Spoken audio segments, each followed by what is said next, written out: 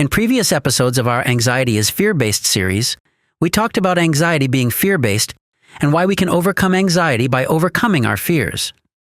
We also talked about innate and secondary fears and how eliminating the innate fears will eliminate all secondary fears too. If you haven't watched the previous episodes, you might want to do that to get caught up. In this episode, we explain the 3 conditions that must come together before we can become afraid. Essentially, there are only 3 conditions that create fear.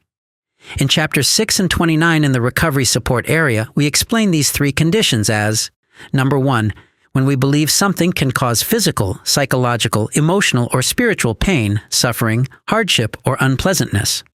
Number 2, when we believe the threat is imminent.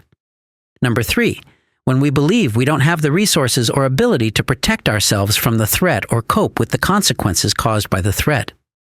You'll see that all 3 conditions exist if you analyze your fears. For instance, if you drill down through the fears of social anxiety, you'll find the fears of rejection, ridicule, and ultimately being abandoned, which is the innate fear of abandonment. In this case, the conditions are: number 1, you believe rejection, ridicule, and abandonment can cause pain, suffering, unpleasantness, or hardship. Number 2, you believe the threat is imminent. Number 3, you believe you can't prevent being rejected, ridiculed, or abandoned, or cope with the consequences of being rejected, ridiculed, or abandoned. Since fear is based on 3 conditions occurring together, we can reduce or eliminate fear by reducing or eliminating any one of those conditions. For instance, if you believe abandonment won't cause pain, suffering, or hardship, you won't be afraid despite the threat being imminent or that you can't prevent the threat from occurring. Eliminating the first condition of fear eliminates the entire fear, even if the other 2 conditions exist. Or if you believe the event that could cause abandonment is far off into the future, like a few years, while you might mildly fear that event, the threat isn't significant even if the other 2 conditions exist. Or if you believe you can prevent being rejected, ridiculed, or abandoned, you still won't be afraid even if the other 2 conditions exist. You can try this out for yourself. Identify one of your main fears, then drill down to the core innate fear. Once you've identified the core innate fear, remove one of the conditions that supports fear.